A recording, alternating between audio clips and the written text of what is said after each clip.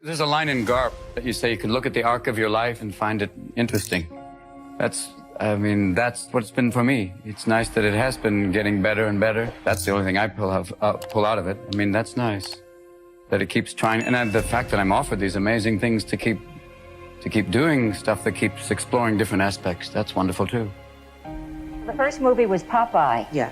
And if you remember, the opening scene is Robin in a rowboat in a storm, and I was just, here's this huge screen at Chinese theater in Los Angeles, and I thought, that's Robin, my little boy Robin. Look at him. Eat your heart out, world. Here he comes. Performing and doing all these things, we never acknowledge anything negative. And if you do, it gets very violent. Like the time, what happens immediately after the scene you just saw is he starts to confront who you are. So I know who you are, and he would have really hurt Jeff's character if he'd gone any further. And that's why he goes. The hallucination guards against that. It's basically, it is freeing to create that character because you can really explore kind of where you've been and the aspects of why you would want to deny, and that kind of whole aspect of, performing for the sake of just avoiding. For him, love is such a delicate thing that and even getting it back again triggers another one of the breakdowns.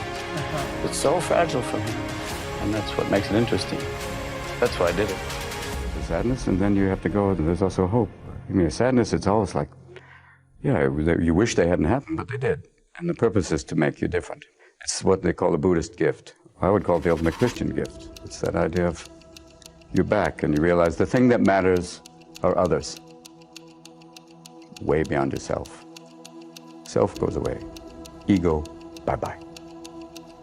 You're not easy on yourself in this show, are you? No. As an alcoholic, I talk about, some warning signs, like DUIs in a cul-de-sac, things like that.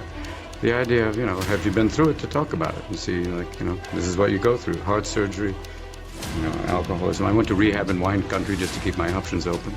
These are things you got to talk about. You want to talk about it? No. Why is there such a heavy-duty problem with drugs? That addresses the psychology of a nation. That's why I talk about it and try and tell people you do. Just say no. No, just say Noriega. No, beyond that. There's something much, much deeper. And yes, you're right, there is something wrong. But people are slowly waking up. The time is over for just sitting going, it'll be taken care of. And I try to address it using the only weapon I have, comedy. And that's all we do. And I hope people wake up, and they are. We ask for your help, and we'll try and help them this end, and we'll meet, and there will be a kind of gentler nation one day. Thank you.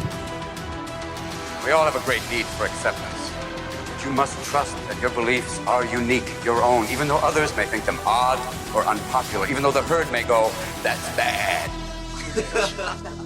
I don't envision myself as a teacher or as I can't proselytize to people even when we talk about drugs or anything. You just have to, I'm a player, and in the sense of just in the process of playing, you can talk about some interesting things. That there's things that, why we've evolved to make that connection, to go on, to do amazing things, and that moment, I talked about this once, that there is that thing when you create, and you find that little tiny flash, and you find some idea. It's bliss. It's bliss. Well, because the brain gives you the same reinforcement that it does with sex. That's right. And the reason the brain gives you a little hit of endorphin when you create is just to keep you going. Here's a taste. Yes. Keep creating, you get another taste. Because you're only given a little spark of madness. If you lose that, you're nothing. Basically, when you're really firing and it really works, it's like musicians have said it, or writers say it, you're just channeling. It's truly that's why you say that divine inspiration, it just passes, you're just letting it through you. Just wanted to ask Robin real quick about what's his favorite type of movie in terms of ones that make social impacts or ones that are fun, loving, like Aladdin, for example. They both.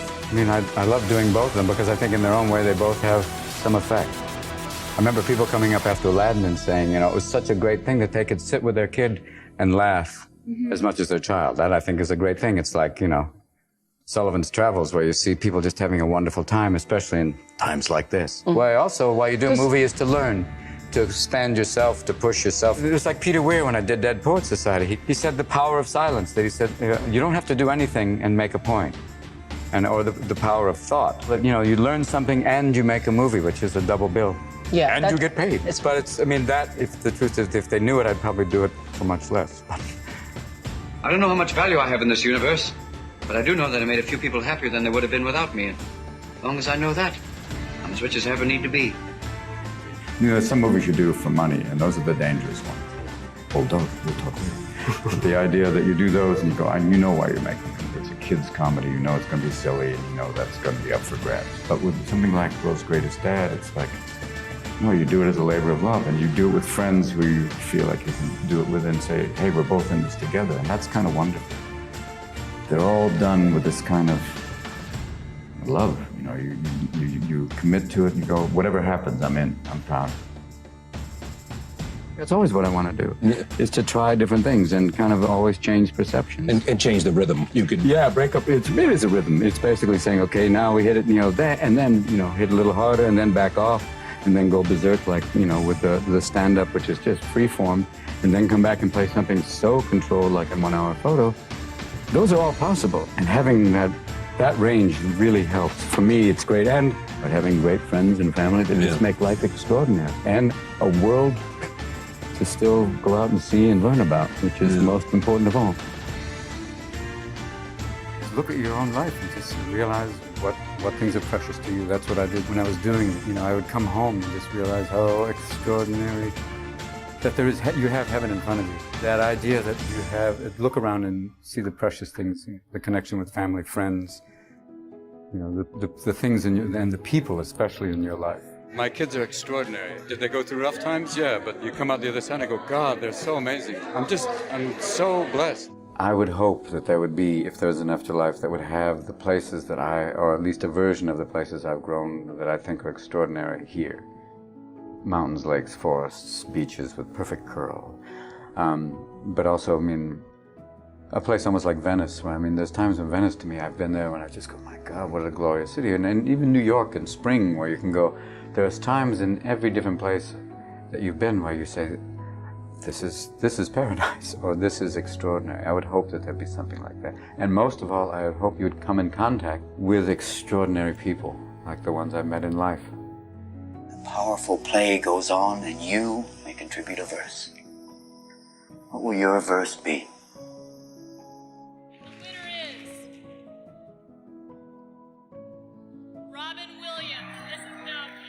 Think your legacy will be? God knows. I don't know. They had a thing recently when they showed a clip of all the HBO specials I did, and it was like going, I'm still alive. Why are they doing this? I don't know what my legacy is. That that I had a good time, and I think also that I've tried different things throughout my career. And I hope to keep doing that, and to keep working with interesting people. Make your life spectacular. I know I did. Just keep going. Find that thing you love, because it's tough work. And my father gave me this advice when I said I wanted to be an actor. He said, have a backup profession like welding. But I think if you can find that thing that really gives you joy, that'll be it. Because for me, it's always been comedy and stand-up and acting too, because of exploring behavior. But it's tough work, and if you can get it, even better.